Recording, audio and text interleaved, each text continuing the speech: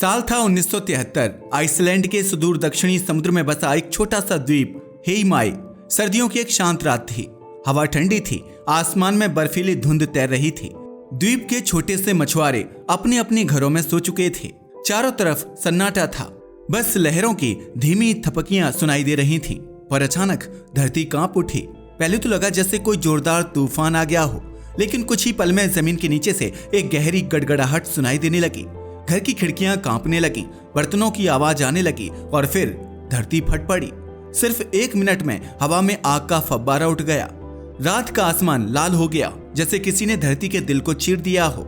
यह कोई साधारण आग नहीं थी, यह था लावा, पिघले हुए पत्थर जो 1000 डिग्री सेल्सियस से भी ज्यादा गर्म थे। और यह सब हो रहा था एक जीवित बस्ती के बीच। हेईमाई द्वीप पर करीब 5000 लोग रहते थे। ज्यादातर लोग मछुआरे थे। सादा जीवन, सागर से रोजी रोटी और शांत दिनचर्या।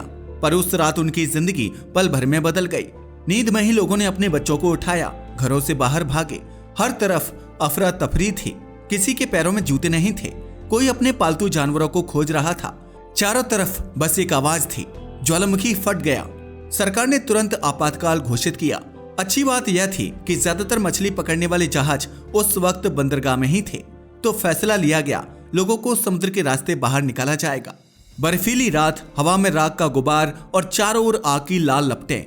लोग जहाजों पर सवार हो रहे थे, कुछ रो रहे थे, कुछ बस आसमान की ओर देख रहे थे। हर किसी के मन में एक ही सवाल था, क्या यह हमारा आखिरी दिन है इस द्वीप पर? धीरे धीरे उस फटी जमीन से एक नई पहाड़ी बनने लगी। वैज्ञानिकों ने बाद में इसका नाम रखा एल्डफेल, जिसका मतलब है आग का पहाड़। कुछ ही दिनों में लावा का प्रवाह पूरे शहर की ओर बढ़ने लगा। घरों, सड़कों, दुकानों, सब कुछ उस आग की नदी में समा रहा था। लोगों की मेहनत की पूरी जिंदगी पिघलकर राख बन रही थी। पर असली खतरा कुछ और था। हेईमाई का बंदरगाह, वो बंदरगाह ही द्वीप का दिल था। वही एक रास्ता था जहाजों और खाने पीने की चीजों के लिए। अगर लावा वहां तक पहुंच जाता तो यह द्वीप हमेशा के लिए समुद्र में फंस जाता। बचाव टीम के सामने सवाल था, लावा को कैसे रोका जाए? पिघले हुए पत्थर को कोई कैसे रोक सकता है? किसी ने कहा, कुछ नहीं किया जा सकता, भगवान पर छोड़ दो। लेकिन एक वैज्ञानिक ने चुपचाप कहा, अगर हम इसे ठंडा कर दें तो? सब उसकी ओर देखने लगे। ठंडा कैसे? समुद्र का पानी, उसने जवाब दिया। कमरे में कुछ पल के लिए सन्नाटा छा गया। सोचना भी पागलपन था। लाखों टन लावा पर पानी डालना कौन करेगा? कैसे करेगा? लेकिन जब कोई रास्ता ना बचे तो इंसान असंभव को भी आजमाता है। सैकड़ों मजदूर, सैनिक और वैज्ञानिक जुट गए। उन्होंने बड़ी बड़ी पाइपें बिछाई जो सीधे समुद्र से पानी खींचती थीं। फायर हाउसों को तैयार किया गया और दिन रात मशीनें चलने लगी। पहले दिन जैसे ही ठंडा समुद्री पानी लावा पर गिरा, भयंकर भाप और धमाके होने लगे। हवा में सफेद धुआं फैल गया और सबको पीछे हटना पड़ा। कई मजदूर डर गए, यह तो हमें उड़ा देगा। लेकिन वैज्ञानिकों ने हिम्मत नहीं हारी। उन्होंने कहा, थोड़ा थोड़ा लगातार डालो जब तक वह जम ना जाए। धीरे धीरे जब लगातार पानी गिरने लगा तो लावा की सतह पर काली सख्त परत बनने लगी। वो जलती हुई नदी अब थोड़ा थोड़ा रुकने लगी। यह पहली बार था जब आग और पानी आमने सामने थे और इंसान बीच में खड़ा था, दोनों से लड़ता हुआ। रात भर मजदूरों ने काम किया। भाप इतनी घनी थी कि कुछ मीटर आगे देखना भी मुश्किल था। कई बार पाइपें पिघल जाती, पानी का प्रेशर टूट जाता, लेकिन टीम रुकती नहीं थी। सुबह जब सूरज निकला तो सबने देखा, जहां कल आग बह रही थी वहां अब धुआं उठती काली जमीन थी। लावा का प्रवाह कुछ जगहों पर रुक गया था। लोगों ने राहत की सांस ली, लेकिन लड़ाई अभी खत्म नहीं हुई थी, क्योंकि ज्वालामुखी अभी फट रहा था और लावा का नया रास्ता अब बंदरगाह की ओर मुड़ रहा था। हेईमाई अब एक युद्ध का मैदान था। एक तरफ धरती का लावा, दूसरी तरफ इंसानों का जज्बा। हर घर, हर परिवार की कहानी इस आग में जल रही थी। किसी की दुकान राख हो चुकी थी, किसी का खेत दब गया था, पर फिर भी कोई हार मानने को तैयार नहीं था। हर कोई एक ही चीज बचाना चाहता था, हेईमाई का बंदरगाह, क्योंकि अगर वह बच गया तो एक दिन वह द्वीप फिर जिएगा, और अगर वह डूब गया तो सब खत्म। सुबह का समय था, ठंडी हवा में राख तैर रही थी। लोगों की आंखें अब भी लाल थीं, नींद से नहीं बल्कि धुएं और चिंता से। ज्वालामुखी एल्डफेल अब पूरी तरह से जाग चुका था। उसकी चोटी से लगातार आग के गोले निकल रहे थे। लावा की नदियां अब गांव के आधे हिस्से को निगल चुकी थीं और अब वो धीरे धीरे बंदरगाह की ओर रेंग रही थीं। वो बंदरगाह ही हेईमाई की जान था। अगर वह लावा की चपेट में आ जाता तो कोई जहाज यहाँ कभी नहीं रुक पाता और द्वीप हमेशा के लिए समुद्र में कैद हो जाता। सैकड़ों मजदूर, फायर फाइटर और वैज्ञानिक अब दिन रात उसी दिशा में काम कर रहे थे जहाँ से लावा बह रहा था। उनके चेहरे काले हो चुके थे, धुएं से, राख से और थकान से। किसी की आंखों में नींद नहीं थी। कोई मशीनें चला रहा था, कोई पाइपें जोड़ रहा था, कोई बस थर्मामीटर लेकर तापमान देखता रहता। अब भी 900 डिग्री है, अभी और पानी डालो। समुद्र से पंपों की मदद से पानी खींचा जाता, फिर बड़ी बड़ी नालियों से लावा पर फेंका जाता। हर बार जब पानी उस जलते हुए पत्थर से टकराता तो धुआं और भाप का विशाल बादल उठता, मानो आसमान तक आग और पानी की जंग पहुंच गई हो। एक दिन दोपहर को जैसे ही टीम लावा की दीवार के पास पहुंची, अचानक जोर का धमाका हुआ। गर्म लावा और ठंडे पानी के टकराव से एक बड़ा भाप विस्फोट हो गया। भाप इतनी ताकतवर थी कि कुछ मजदूर कई फीट दूर जा गिरे। पाइपें टूट गईं और कई मशीनें क्षतिग्रस्त हो गईं। सब कुछ थम गया। एक पल के लिए लगा अब ये मिशन खत्म है, लेकिन तभी फायर टीम का एक बुजुर्ग कप्तान चिल्लाया, हमने आग को डराया है, अब इसे खत्म भी करेंगे। उसके शब्दों ने सबके अंदर फिर से हिम्मत जगा दी। टूटी पाइपें फिर जोड़ी गईं, मशीनें फिर से चलाई गईं और पानी फिर से उस लावा की नदी पर बरसने लगा। दिन बीतते गए, हर घंटे हजारों टन पानी लावा पर गिराया जा रहा था। धीरे धीरे चमत्कारिक बदलाव दिखने लगे। जहां कल आग बहती थी, आज वहां धुआं उठता काला पत्थर दिख रहा था। वो जगह अब इतनी ठंडी हो चुकी थी कि मजदूर वहां चल भी सकते थे।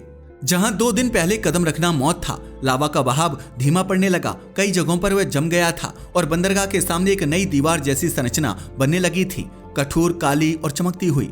वो दीवार अब प्राकृतिक ढाल बन गई थी, जिसने लावा को बंदरगाह में प्रवेश करने से रोक दिया।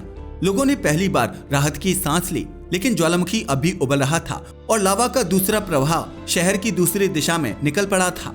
वैज्ञानिकों ने तुरंत योजना बदली। उन्होंने तय किया कि लावा को सीधे बंदरगाह से दूर मुड़ने दिया जाए। इसके लिए उन्होंने पानी उसी दिशा में डालना शुरू किया जिस ओर लावा का रास्ता मोड़ा जा सके। यह एक सोची समझी चाल थी, जैसे कोई खिलाड़ी शतरंज के बोर्ड पर चाल चल रहा हो। बस यहाँ मोहरे थे, आग और पानी। धीरे धीरे लावा का प्रवाह सच में मुड़ने लगा। धरती पर वह जहाँ ठंडा पड़ता वहाँ सख्त पत्थर बन जाता और बाकी लावा को आगे बढ़ने से रोक देता। यानी पानी न केवल उसे ठंडा कर रहा था, बल्कि उसे दिशा बदलने पर मजबूर कर रहा था। अब कुछ लोग जो शुरुआती दिनों में जहाजों से निकाले गए थे, धीरे धीरे वापस आने लगे। उन्होंने देखा उनका शहर अब पहचान में नहीं आता था। जहां घर थे वहां अब काली चट्टानें थीं। जहां सड़कों पर बच्चे खेलते थे वहां अब लावा की मोटी परतें जमी थीं। लेकिन इन लोगों ने हार नहीं मानी। उन्होंने राख साफ की, टूटी चीजें हटाई और कहा, हम फिर से इसे जिंदा करेंगे। एक बूढ़ा मछुआरा कैमरे के सामने बोला, हमने अपनी जमीन को मरते देखा, अब उसे फिर से जन्म लेते देखेंगे। उसकी आवाज में न डर था न गुस्सा, बस विश्वास था। कई हफ्तों तक यह जंग चलती रही। पानी और आग का यह संघर्ष अब एक अद्भुत दृश्य बन चुका था। रात में जब लावा बहता तो आसमान लाल चमकता और जब पानी गिरता तो सफेद भाप के बादल ऊपर उठते। दूर से देखने पर लगता मानो धरती और समंदर एक दूसरे से युद्ध कर रहे हों। धीरे धीरे एल्डफेल का विस्फोट कमजोर पड़ने लगा, लावा का प्रभाव घटने लगा और 5 महीनों बाद आखिरकार धरती शांत हो गई। लेकिन अब हेईमाई का चेहरा बदल चुका था। वो पुराना द्वीप नहीं रहा था। उसकी धरती पर अब नई काली जमीन जुड़ चुकी थी, जो समुद्र से उठे लावा के ठंडा होने से बनी थी। जब वैज्ञानिकों ने सब कुछ मापा तो पता चला कि इस मिशन में लगभग 60 लाख टन समुद्री पानी इस्तेमाल किया गया था और नतीजा बंदरगाह पूरी तरह बच गया था। जहां खतरा था कि लावा उसे भर देगा, वहीं अब वो और गहरा और मजबूत हो चुका था, क्योंकि ठंडे लावा ने उसके चारों ओर एक नई दीवार बना दी थी। आइसलैंड ने इतिहास में पहली बार दिखाया कि इंसान चाहे तो आग के पहाड़ को भी झुका सकता है। 5 महीने तक आग बरसाने के बाद एल्डफेल ज्वालामुखी आखिरकार शांत हो गया। धरती से अब कोई गरज नहीं आती थी, बस हवा में बारीक राख की खुशबू थी, मानो धरती अब थककर सो गई हो। हेईमाई द्वीप की जमीन अब काली और सख्त हो चुकी थी। जहां कभी हरे मैदान थे वहां अब पिघले पत्थरों की दीवारें थीं। लेकिन इस तबाही के बीच एक चीज जिंदा थी, उम्मीद। धीरे धीरे लोग अपने जहाजों से लौटने लगे। वो जगह जो कभी उनका घर थी अब राख का समंदर थी। किसी ने अपना घर पहचाना ही नहीं, किसी को अपने खेत की दिशा भी याद नहीं आ रही थी, पर हर चेहरा एक ही बात कह रहा था, हम फिर से बनाएंगे, चाहे धरती राख ही क्यों ना हो। शुरुआत में लोग राख और पत्थरों को हटाने लगे। कई घर पूरी तरह जल चुके थे, लेकिन कुछ इमारतें लावा के किनारे जमी हुई चट्टान से बच गईं, मानो धरती ने खुद उन्हें बचा लिया हो। एक दिन मजदूरों ने एक झोपड़ी के नीचे खुदाई करते वक्त गर्म भाप निकलते देखी। उन्होंने नीचे हाथ रखा, जमीन गर्म थी। वैज्ञानिकों ने जांच की तो पता चला नीचे अब भी ज्वालामुखी की गर्मी फंसी हुई थी। और तभी एक नया विचार आया, क्यों न इस गर्मी को ऊर्जा में बदल दिया जाए। यानी जो चीज कभी तबाही का कारण थी अब वही बिजली और गर्मी का स्रोत बन सकती थी। सरकार ने तुरंत प्रोजेक्ट शुरू किया। ज्वालामुखी की गर्म चट्टानों से निकलने वाली भाप को जियोथर्मल एनर्जी में बदलने की योजना बनी। थोड़े ही समय में हेइमाई द्वीप के घरों में उसी धरती की गर्मी से हीटिंग सिस्टम चलने लगा। लोग कहते थे, जिस आग ने हमें जलाया आज वही हमें गर्म रख रही है। यह कोई फिल्मी संवाद नहीं था, बल्कि सच्चाई थी। धरती के गुस्से को इंसान ने उपयोगी ऊर्जा में बदल दिया था। बंदरगाह जो उस दिन मौत के साए में था, अब पहले से ज्यादा मजबूत और गहरा हो चुका था, क्योंकि ठंडी लावा ने उसके चारों ओर एक प्राकृतिक दीवार बना दी थी। जहां कभी जहाजों को हवा और लहरों से नुकसान होता था, अब वहां लावा की बनी दीवारें उन्हें सुरक्षा देती थी। आज वो बंदरगाह आइसलैंड के सबसे व्यस्त बंदरगाहों में से एक है, जहां रोज मछली पकड़ने वाले जहाज आते जाते हैं। लोग गर्व से कहते हैं, हमने अपनी धरती नहीं छोड़ी, हमने उसे नया रूप दिया। आज जब कोई पर्यटक हेइमाई जाता है तो सबसे पहले वो उस लाल पहाड़ी एल्डफील्ड पर चढ़ता है। वहां से नीचे देखने पर वो काले लावा के मैदान और नीले समुद्र को एक साथ देख सकता है। कहीं कहीं अब भी जमीन से गर्म भाप निकलती है, मानो एल्डफील्ड अब भी सांस ले रहा हो। लोग अब उस पहाड़ी को डर से नहीं, सम्मान से देखते हैं, क्योंकि उन्होंने अपनी आंखों से देखा था कि कैसे इंसान ने आग से समझौता नहीं बल्कि संतुलन बनाना सीखा। एल्डफील्ड की यह घटना दुनिया के इतिहास में एक मिसाल बन गई। पहली बार इंसानों ने न सिर्फ एक ज्वालामुखी के लावा को धीमा किया, बल्कि उसे रोक दिया, और वो भी किसी बम या मशीन से नहीं, बल्कि समुद्र के पानी से। हेइमाई की इस सफलता ने आइसलैंड को दुनिया का जियोथर्मल पावर लीडर बना दिया, यानी धरती की गर्मी से बिजली बनाने वाला देश। हेइमाई की कहानी सिर्फ विज्ञान की जीत नहीं थी, यह मानव आत्मा की भी जीत थी, क्योंकि जब प्रकृति ने उन्हें नष्ट करने की कोशिश की, उन्होंने उसी प्रकृति के जरिए जीवित रहने का रास्ता खोजा। यह कहानी सिखाती है कि जब इंसान डर छोड़ देता है तो वह आग में भी राह बना सकता है। हेइमाई के लोग आज भी अपने बच्चों को बताते हैं, हमारी जमीन ने हमें परखा था, हमने उसे प्यार से जवाब दिया। अब हेइमाई फिर से हरा भरा है, नए घर बने हैं, स्कूल खुले हैं और समुद्र में फिर से जहाजों की कतारें दिखती हैं। लेकिन जब रात ढलती है और एल्डफील्ड की काली चोटी पर सूरज की आखिरी किरण पड़ती है, तो वो लाल चमक मानो यह याद दिलाती है, कभी यहाँ आग बहती थी और उसी आग ने हमें नया जीवन दिया। यह सिर्फ एक द्वीप की कहानी नहीं है, यह उस जज्बे की दास्तान है जिसने धरती की सबसे खतरनाक ताकत से लड़कर उसे अपना साथी बना लिया। आज के लिए बस इतना ही। वीडियो पसंद आया हो तो इसे लाइक और शेयर करें। धन्यवाद।